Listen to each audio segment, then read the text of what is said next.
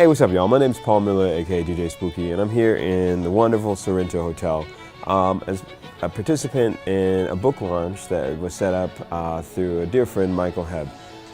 It's part of night school at the Sorrento, and what it entails is basically me doing a launch of my new book, The Book of Ice, with Mark Batty Publishers, and a string quartet playing my compositions that I wrote inspired by the landscape of ice in Antarctica and some of the issues looking at climate change and the cultural response to climate change. So art, music, literature, they're all, for me, part of the same dialogue, and I wanted to make a new book to reflect that. Welcome to night school. Night school started 2 years ago under the basic auspice, what does this hotel want to become?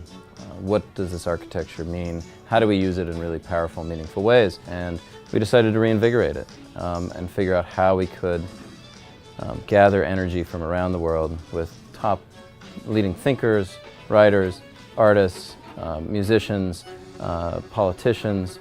So essentially taking speakers off of the lectern, taking musicians off the stage, putting them into a much more discourse-based environment within, a stunningly beautiful hotel.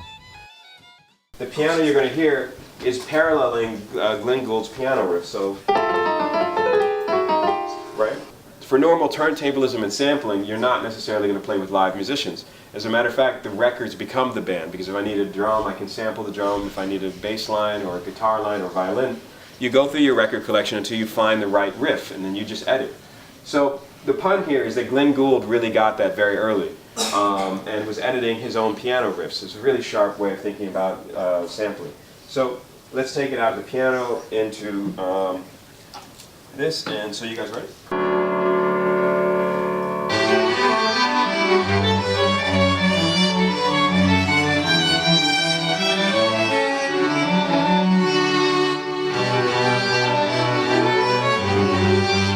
If I was asked what I was most passionate about right now, I'd have to say thinking about the near future of our species, and what that means is like, okay, we're living in an era that essentially more and more people are being able to exchange information. So you would assume that that would mean that you'd have a better world. But what ends up happening is that there's so much, for lack of a better word, just collisions of how different time periods have engaged information, that you're seeing a radical disconnect between reality and the rhetoric that we use to try and think about the future. So, if we don't deal with global warming, if we don't deal with overpopulation, if we don't deal with a couple other things, these are massive crises that are slow motion catastrophes.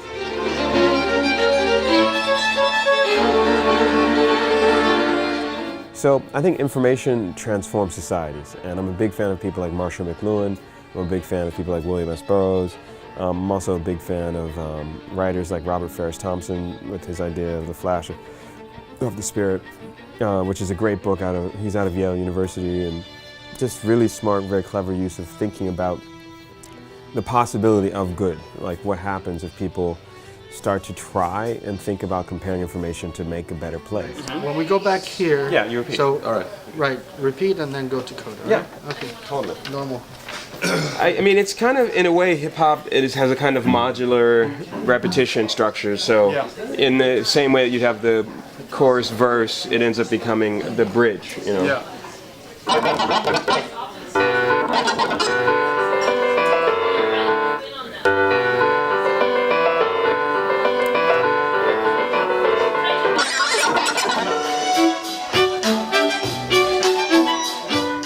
In 5 minutes, I'd say music is a catalyst, and so is art. And we need to think of art as a renewable resource. We need to think of it as something that allows people to reframe the way that they are on this planet right now.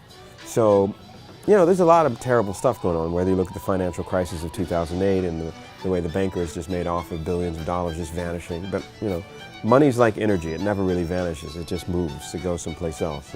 E equals mc squared, like Einstein said. If you apply it to economics, as an ironic take, it's money never really vanishes. One person loses money, another person gains that money. It's just like...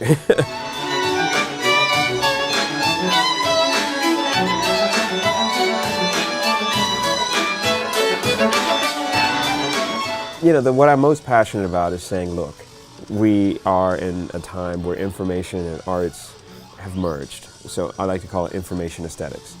How art can reform the way we think about being on this planet in this day and the future. So, yeah, it's a very, very strange times. That's all I can say.